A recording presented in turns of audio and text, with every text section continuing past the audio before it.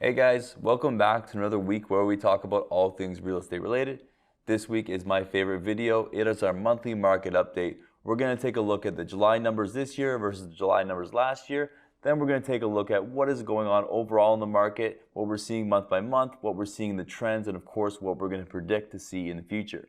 So first off, let's take a look at July of this year versus July of last year. The average price of a home last month was $605,000. It's up just over 5% of the same time last year. The sold to list price was actually down 3.86% to 99.5%. That means the average home is selling for 99.5% of asking price, but it's actually the first time since 2019 that we've seen the average sold to list ratio under 100%. The units sold also down 34.24% over the same time last year.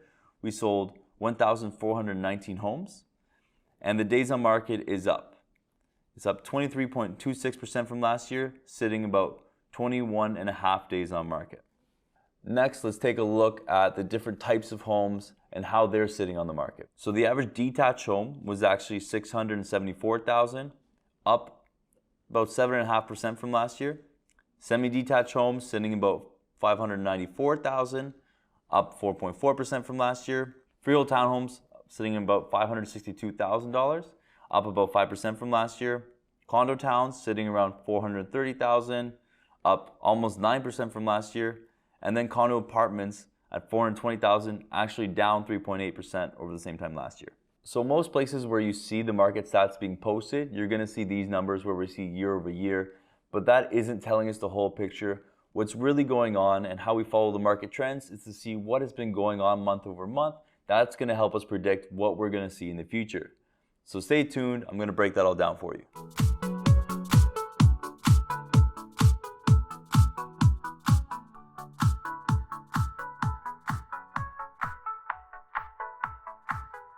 So like I said, taking a look at the average price of a home July this year versus July last year isn't really giving us the whole picture. So let's take a look at the average price of a home over the last 12 months. While we saw the average price of a home increase significantly over the first 3 months of this year, we've seen it decline every month since.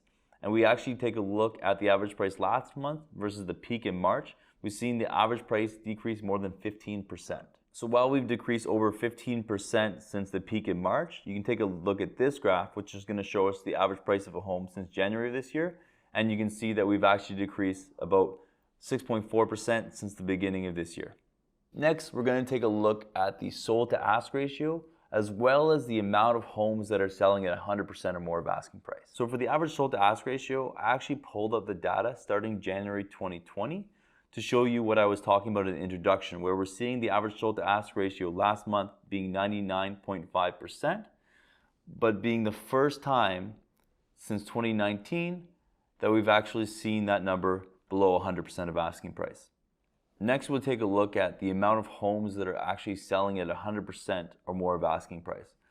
And where we're seeing at the low end always being more than 50% of the homes selling more than asking. And in the peak of it, they were selling, 85% of homes were selling over asking. Now we see only 38% of homes sold last month over asking. The biggest thing to take away from these graphics is the change in how homes are sold in Ottawa. Where they've been selling all over asking price, we've seen them price low for bidding wars. We now see that that is working less and less, and that we're seeing homes priced more appropriately. Actually, on today's market, you're more likely to see a home overpriced than you are to see one underpriced. And that is the biggest change that we've seen over the last couple of months compared to the last couple of years and how things were sold here in Ottawa. And next, we'll take a look at something else that is changing quite a bit in the Ottawa market, and that is the amount of homes sold.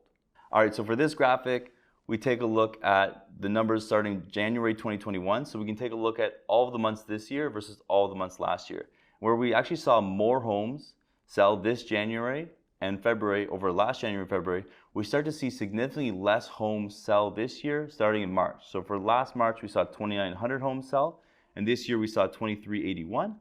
And then we see that gap increasing. So last July, we saw 2,158 homes sell, and in this July, only 1,419 home sales. And so you might be thinking, well, we're seeing a lot of less homes selling, but maybe a lot less homes are being listed on the market.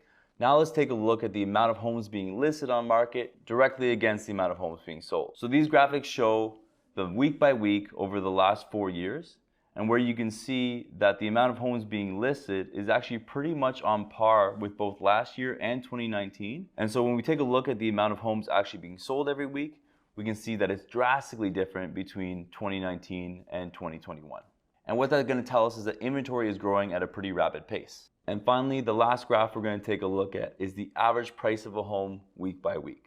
And so while we saw that the average price of a home increased about 5% over July this year over July last year, we see that last week we saw about the same average price as the same week last year. And based on what we're seeing with the amount of inventory being significantly higher than the amount of homes sold, I do think that we are going to see prices this year dip below what we saw them at last year. So what does this all mean for you? Well, if you're a buyer looking to get into the market, it is a great time. Because if you take a look at the amount of homes actually selling, you're going to see that there are going to be sellers that need to sell, and buyers aren't really around right now. So you could negotiate a good deal even much below the average price we're seeing right now. You have to take into consideration though that the interest rates are rising. So you're going to want to lock in and get your pre-approval fixed before we see the next increase in September.